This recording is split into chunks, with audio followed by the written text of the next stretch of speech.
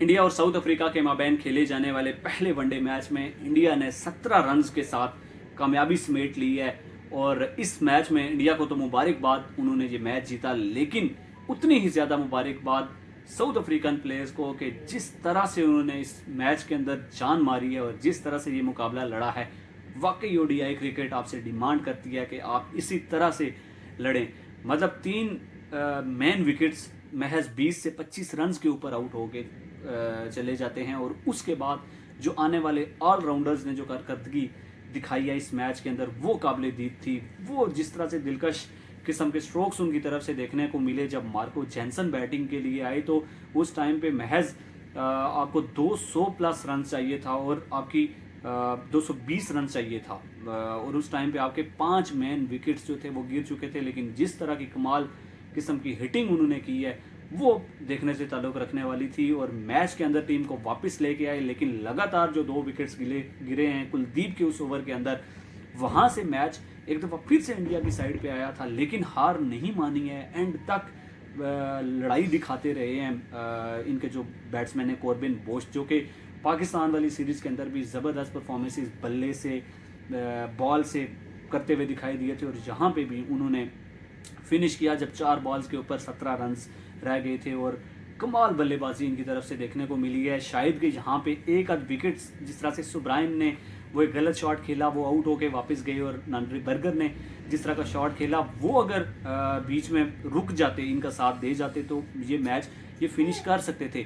और क्योंकि 6 से 7 बॉल्स बार्टमैन ने एंड पे खेली और उनके ऊपर कोई रन नहीं आया, सो प्रेशर जो था वो टोटल का टोटल वो कॉर्बिन बोश के ऊपर पड़ा रहा। लेकिन इससे पहले विराट कोहली ने जो इनिंग्स खेली है ज़बरदस्त, 135 रन 120 बॉल्स के ऊपर।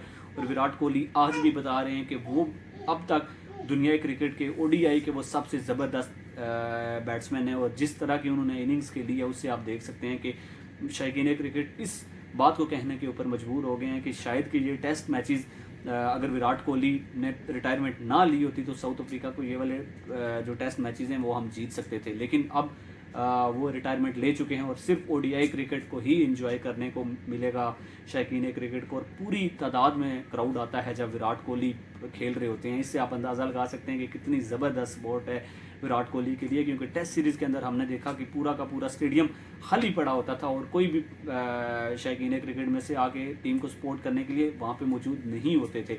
लेकिन जब विराट और रोहित वापस आते हैं, ओडीआई क्रिकेट स्टार्ट होती है और जो स्टेडियम है वो बिल्कुल शायकीन क्रिकेट से भर जाते हैं।